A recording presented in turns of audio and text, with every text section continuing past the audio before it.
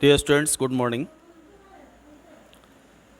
आज हम आपकी फर्स्ट पोएम अ फोटोग्राफ का अध्ययन करेंगे, जिसे सरले टिल्सन ने लिखा है। जैसा कि शीर्षक से स्पष्ट है कि यह कविता एक फोटोग्राफ के बारे में, छायाचित्र के बारे में है। छायाचित्र कवित्री की माँ का है, जो उस समय का है जब वह पैदा भी नहीं हुई थी।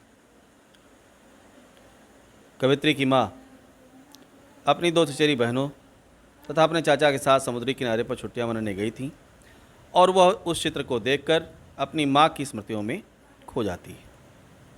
आइए अध्ययन करते हैं इसका।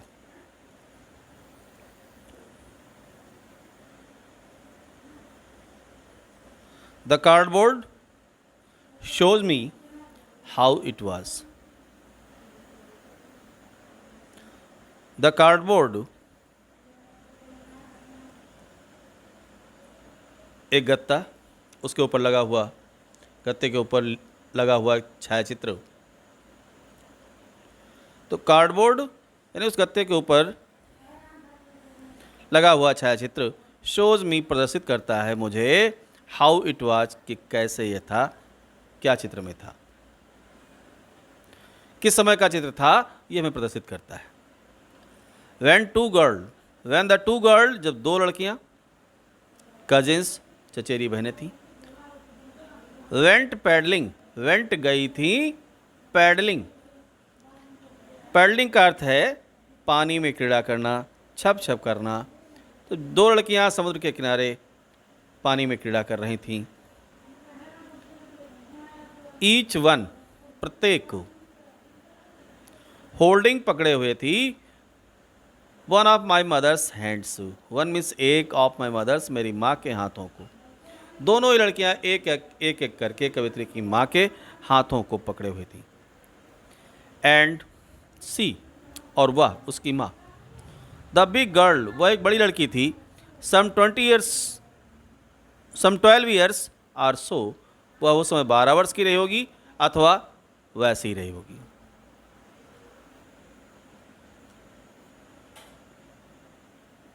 All three stood, all three, वे तीनों खड़ी थीं, टू स्माइल, मुस्कुरा रही थी, थ्रो दियर हेयर, अपने बालों के पीछे से। वे तीनों अपने बालों के पीछे से झांकती हुई मुस्कुराहट के साथ फोटो खिंचवाने के लिए स्थिर खड़ी थी। कवित्री कहती है कि way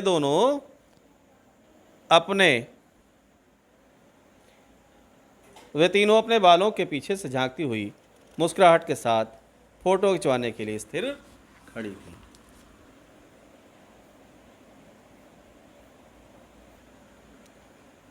at the uncle with the camera, और उनके चाचा जी कैमरे के साथ तैयार खड़े थे, कैमरे से उनका चित्र खींचने के लिए खड़े थे। वे तीनों ही मुस्कुराती हुई खड़ी थी। तो कवित्री के आगे बताती है कि कैसा था। ए स्वीट फेस, एक मधुर चेहरा। माई मदर्स, मेरी माँ का था, मेरी माँ का ही एक सुंदर सा चेहरा था, एक मधुर चेहरा था। That was before I was born, that was, वह चेहरा कब का था, बिफोर, पहले, आई वॉज बॉर्न, मेरे जन्म लेने से पहले, मेरे पैदा होने से पहले ही। ये फ़ोटो मेरे जन्म लेने की पूर्व की है। उस समय मेरी माँ का चेहरा बहुत ही प्यारा था, कवित्री ये बता रही है। एंड द सी, और सागर, which appears to have changed, which appear, जो प्रतीत हो रहा था, टू हैव चेंज, परिवर्तित हो गया हो, लेस, थोड़ा सा, बहुत कम बदला हुआ। समुद्र जो जैसा आज है वैसे ही उस समय भी लग रहा था, बहुत कम बदला हुआ लग रहा था। वास्ट, धो रहा था। दियर टेरेबली ट्रांजिएंट फीट, दियर, उनके, टेरेबली मीन्स अत्यधिक, उनके अत्यधिक, ट्रांजिएंट, ट्रांजिएंट का अर्थ यहाँ पर क्षणभंगुर है, नाशवान है। ट्रांजिएंट का अर्थ क्षणभंगुर या नाशवान है। जो अत्यधिक क्षणभंगुर उनके पैरों को धो रहा था। कवित्री बताती है कि यह चित्र उसके जन्म लेने की पूर्व की है। उसकी माँ का चेहरा उस समय बहुत प्यारा था, फोटो में दिखता है। ये समुद्र जो आज भी बहुत कम बदला हुआ है, उनके यानी मेरी माँ और मेरी दोनों चचेरी बहनों के अत्यधिक क्षणभंगुर नाशवान पैरों को धो रहा था। फिर उसके बाद अगला स्टेंजा देखें। सम 20-30 years later, 20-30 कुछ 20 या 30 वर्ष पश्चात, कुछ 20 या 30 वर्षों के पश्चात में she would laugh at the snapshot. she would laugh वहाँ हंसा करती थी at the snapshot, इस छायाचित्र को देखकर। स्नैपशॉट मीन्स होता है छायाचित्र। तो इस छायाचित्र को देखकर वह हंसती थी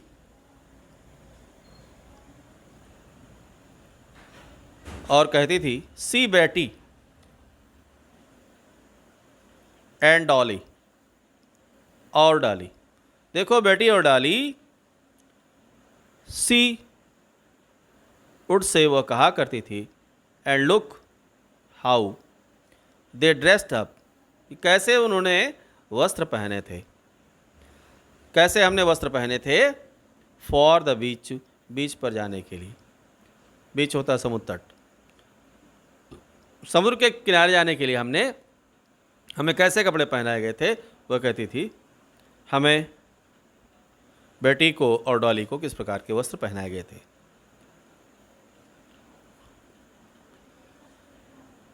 the sea holiday was her past, समुद्र के किनारे कह रही है हॉलिडे, अवकाश का वह समय। वाज था, हर पास्ट उनका अतीत था। समुद्र के किनारे अवकाश मनाना वह उनका अतीत था, मेरी माँ का अतीत था।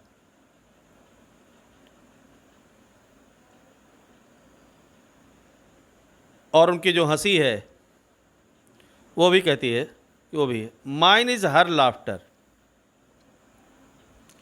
उसकी वह हंसी आज मेरे लिए अतीत है, जो वह हंसकर मुझे बताया करती थी।